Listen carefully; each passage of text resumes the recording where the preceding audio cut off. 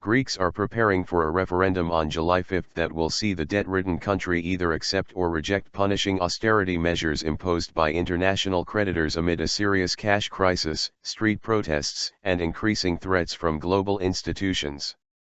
The polls ahead of the referendum have showed that the number of yes and not voters has been very close to each other.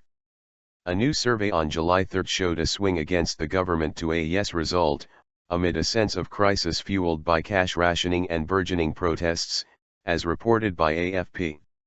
The poll by Greece's Alco Institute said 44.8% of Greeks intend to vote yes and 43.4% are for no, making it the first published survey to give a lead to the yes vote ahead of the July 5 ballot. However, the survey's margin of error of 3.1 percentage points meant the end result was still too close to call. Stakes are high in the plebiscite, with EU leaders warning a no would jeopardize Greece's place in the 19-nation Eurozone. But Greece's radical left government of Prime Minister Alexis Tsipras fiercely rejects that, and says the referendum is only about whether Greeks are willing to accept tougher austerity in return for international bailout funds, as underlined by AFP.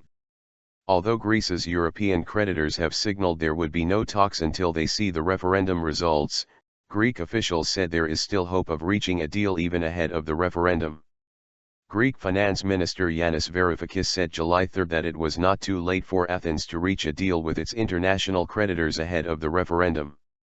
Whether there is a yes or a no, an agreement is in the offing, Varoufakis told the Irish national broadcaster RTÉ, as reported by AFP.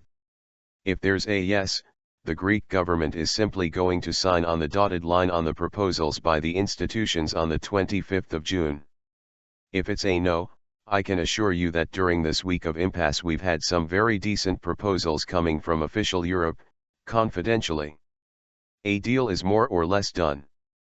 Varoufakis explained that private talks had continued with the European Commission and the European Central Bank this week, despite several European leaders ruling out talks until after the referendum. I don't think it's too late. We could do a deal tomorrow morning, he said. Meanwhile, the International Monetary Fund delivered a stark warning on late July 2 of the huge financial hole facing Greece as angry and uncertain voters prepare for the referendum. Days after Greece defaulted on part of its IMF debt, the fund, part of the lenders' troika behind successive international bailouts, said Greece needed an extra €50 billion over the next 3 years, including €36 billion from its European partners, to stay afloat, reported Reuters.